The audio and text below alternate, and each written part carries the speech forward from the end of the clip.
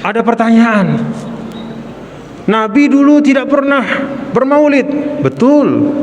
Tapi tidak pernahnya bermaulid dalam bentuk seperti ini bukan berarti menampakkan kesyukuran itu dilarang. Coba Bapak Ibu bayangkan, kita saja kalau punya anak, kita kalau punya anak lahir, ya, kita punya anak, istri kita melahirkan, kita berusaha dengan sekemampuan kita untuk apa? Beli kambing. Kita beli kambing, laki-laki 2, perempuan 1. Kita bawa ke rumah, kita sembelih. Lalu kita berikan kepada orang-orang, tetangga-tetangga, kita bagi makanan. Itu untuk anak kita yang lahir, karena senang kita. Ini yang lahir adalah Nabi yang mulia, Nabi besar Muhammad. Lebih mulia mana anak kita dengan Rasul? Coba saya tanya, lebih mulia mana anak kita dengan Rasul? Ya Allah, tidak ada perbandingannya.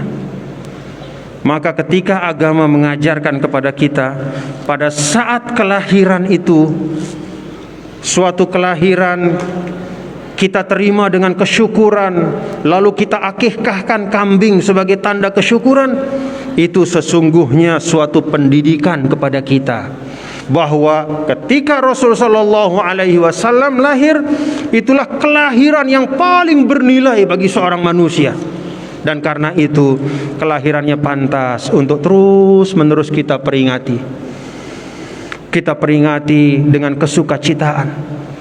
Makanya Bapak-bapak, Ibu, hadirin dan hadirat sekalian, dulu ulama-ulama kita zaman dulu itu tidak banyak ngaji kitab yang tebal-tebal, ya. Mereka tidak mengajarkan, katakanlah misalnya kitab-kitab fikih yang tebal-tebal atau kitab-kitab hadis yang tebal-tebal. Mereka biasa mengajarkan yang sederhana, yang ringkas, tetapi mereka mengajarkan adab demi adab yang diperlukan, terutama beradab dan berakhlak kepada Nabi yang mulia, Nabi besar Muhammad sallallahu alaihi wasallam. Karena itu ditradisikan kita bermaulid, ya, untuk menampakkan kesukacitaan kita. Coba Bapak Ibu bayangkan, ada orang namanya Abu Lahab.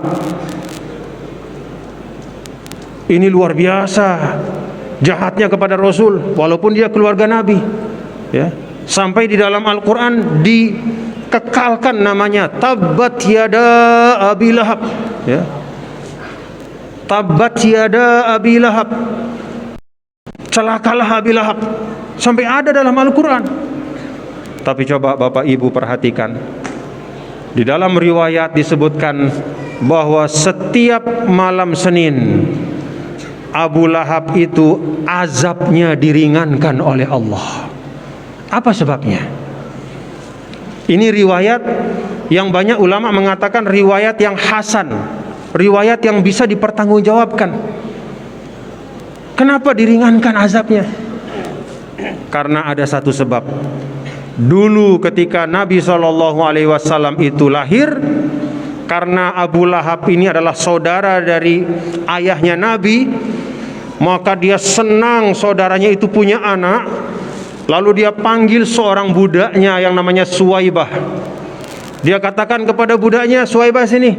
Begitu Suwaibah datang, kata Abu Lahab, saya malam ini lagi senang karena saudara saya istrinya melahirkan, saya punya keponakan.